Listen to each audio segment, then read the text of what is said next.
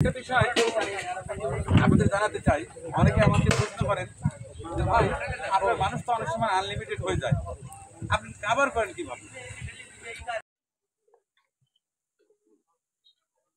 এখানে বাদ দাও।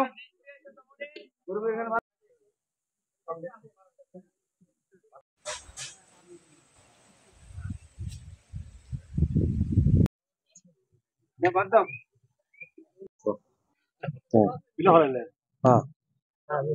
আচ্ছা, ঠিক আছে।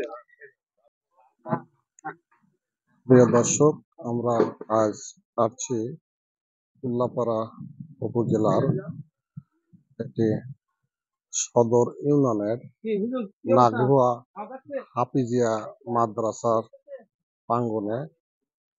এখানে আমরা এসে দেখতে পাচ্ছি যে এই হাফিজিয়া মাদ্রাসার কোরআনের পাখিদের জন্য এই দুপুরের একটু ভালো খাবারের ব্যবস্থা করেছেন আমাদের উল্লাপাড়ার ভাইরাল মানবিক মানিক ভাই চিত্রপুরী। উনি এই কোরআনের পাখিদের জন্য কিন্তু এই দুপুরের আজ নাগরুয়া হাফিজিয়া মাদ্রাসায় এই আয়োজনটি করেছেন।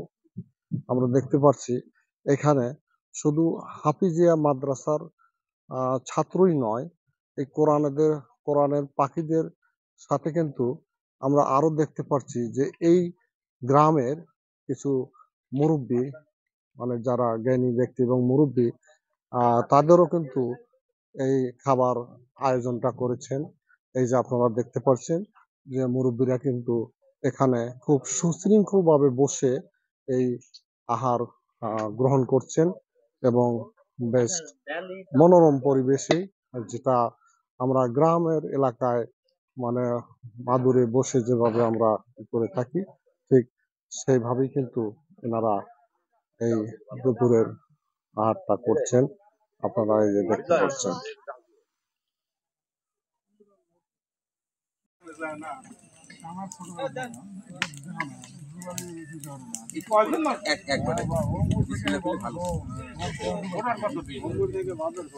একটা বিষয় আপনাদের জানাতে চাই। অনেকে আমাকে প্রশ্ন করেন যে ভাই, আপনার মানুষ তো অনেক সময় আনলিমিটেড হয়ে যায়, আপনি কাভার করেন কিভাবে? আসলে সবচেয়ে আশ্চর্যের বিষয় হচ্ছে, আজ পর্যন্ত কোথাও সেই লজ্জাটা আমাকে পেতে হয়নি। আমি হয়তো 1000 মানুষের আয়োজন করেছি, 1500 মানুষ হয়ে গেছে, কিন্তু মহান সৃষ্টিকর্তা এমনভাবে ম্যানেজ করে দিয়েছে, এখন কারোরই বাকি থাকে না। এটা কি? এটা মহান সৃষ্টিকর্তার প্রতি সম্পূর্ণ বিশ্বাস, আস্থা। কারণ এই মেহমান এগুলো তো খাওয়াচ্ছে তো আল্লাহ রিজিক দিয়েছে।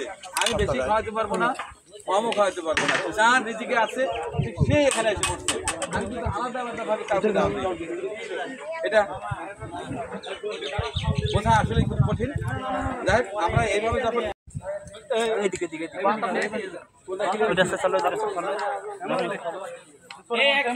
আপনি এসে পাশে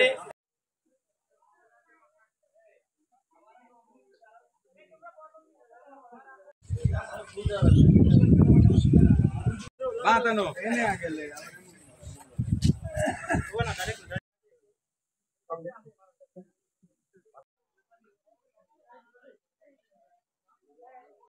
খাবার শেষে এখন যার যার গন্তব্য স্থানে মুরব্বীরা যাচ্ছেন, আমরা দেখতে পাচ্ছি।